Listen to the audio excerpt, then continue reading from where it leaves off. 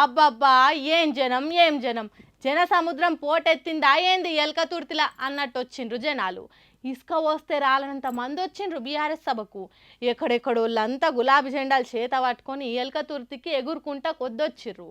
వరంగల్ పట్టణం ఏ దిక్కు చూసినా గులాబీ రంగే పులుముకున్నది.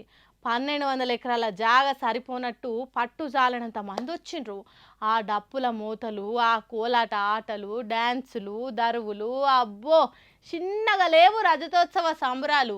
కన్నుల పండుగ తీరుగా జరిగింది కాబట్టి మనం కూడా చూద్దాం పాండ్రి. అబ్బబ్బా లారీలు, కార్లు, బస్సులు, బండ్లు, ట్రాక్టర్లు, ట్రాలీలు, మోటార్ సైకిళ్ళు, స్కూటర్లు, మోటార్లు, రోడ్లు మొత్తం నిండిపోయినాయి అనుకోరాదుండ్రి. బీఆర్ఎస్ పార్టీ సభకు వచ్చే బండ్లతోని మస్తు ట్రాఫిక్ జామ్ అయింది. క్లియర్ చేసేదానికి పోలీసులకు తలపానం తోకలకు వచ్చింది అనుకోరాదుండ్రి. కొంతమంది అయితే సభను కూడా చేరుకోలేకపోయినరు. ట్రాఫిక్ చేయబట్టి వెనక నుంచి వెనకకే వెళ్ళిపోయినరట.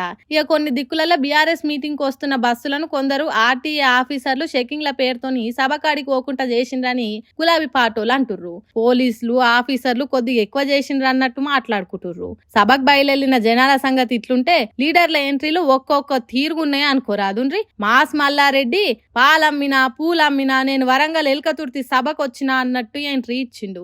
గులాబీ రంగు జెండా పాటలకు తీరు స్టెప్పులు వేసుకుంటే డాన్స్ వేసిండు.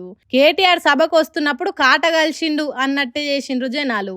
ఎంట రక్షణకు వచ్చేటోళ్లే లేకుంటే కేటీఆర్ ను ఎంత ఆగం చేద్దురు అభిమానులు. చుట్టుముట్టి మెసమర్రకుంటే వేసిండ్రు కొద్దిసేపు. పార్టీ వర్కింగ్ ప్రెసిడెంట్ ఆయే, అంతేకాదు కేసీఆర్ కొడుకాయే. అందుకే తర్వాత పార్టీ నడిపించే లీడర్ కాబట్టి మస్తు ఫాలోయింగ్ పెరిగి బొబ్బ చేసిండ్రు. వీళ్ళ ఎంట్రీలు ఇట్లుండగా రసమై బాలకిషను, మానుకోట ప్రసాద సోంటి పాటగాళ్లు జోర్దార్ పాటలు పాడిండ్రు. జనం గులాబీ కండువాలు చేతబట్టి ఊపుకుంటే ఎగిరిండ్రు. ఈ కార్యక్రమాలు ఇట్లా నడుస్తుండగా గాలి మోటార్ల కేసీఆర్ ల్యాండ్ అయినప్పుడు చూడాలి.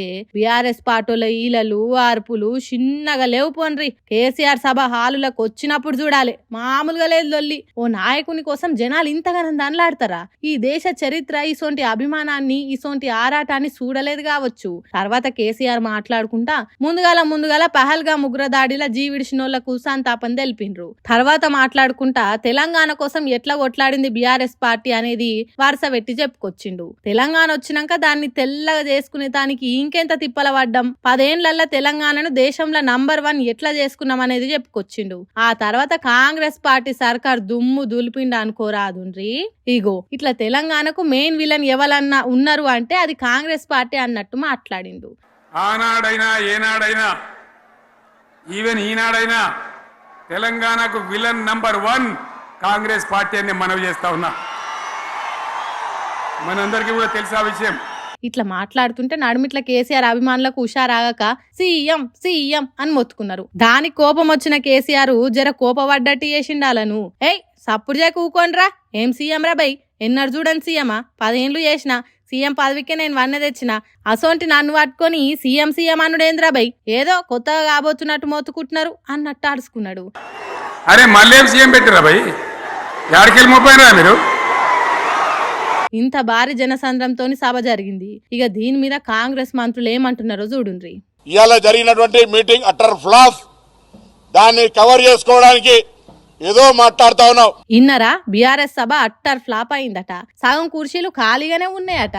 అసొంటి దానికి బీఆర్ఎస్ వాళ్ళు జనాన్ని ఆపుతున్నారు, అట్లా చేస్తున్నారు ఇట్లా చేస్తున్నారు అని కవరింగ్ ఇస్తున్నారు అన్నట్టు మంత్రి పొన్నం ప్రభాకర్ మాట్లాడితే నన్ను అసెంబ్లీకి రా అంటున్నారు. వస్తే ఏం చేస్తారు? మా పిల్లగాన్లు అడిగిన దానికే సమాధానం చెప్పలేకపోతున్నారు. దానికి నేను అసెంబ్లీకి రావాలనా అని అన్నాడు కదా కేసీఆర్. అగో దాని మీద ఇంకో మంత్రి పొంగిలేటి శ్రీనివాసరెడ్డి మాట్లాడుకుంటా, మీరన్నట్టు మీ బచ్చాగాళ్లతో కాదు మాట్లాడేది, మీ బచ్చాగాళ్లతో మీరే అని సర్టిఫికెట్ ఇచ్చారే, ఆ బచ్చాగాళ్లతో కాదు. రండి, మీరు వస్తే మీ అద్భుతాలు ఏంటో చెప్తాం కదా, చెప్తాం సార్.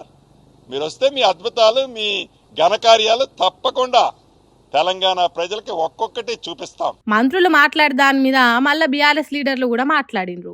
ఇగో ఇట్లా బీఆర్ఎస్ సభతోని తెలంగాణలో రాజకీయం రసవత్తరం అవుతున్నది. ఇప్పుడు ఎట్లాగో అసెంబ్లీ ఎన్నికలు లేవు కాబట్టి లోకల్ బాడీ ఎన్నికలలో బీఆర్ఎస్ పార్టీకి సభలు ఎసొంటి ఇలువను మైలేజీని తెచ్చి పెడతాయో చూడాలి.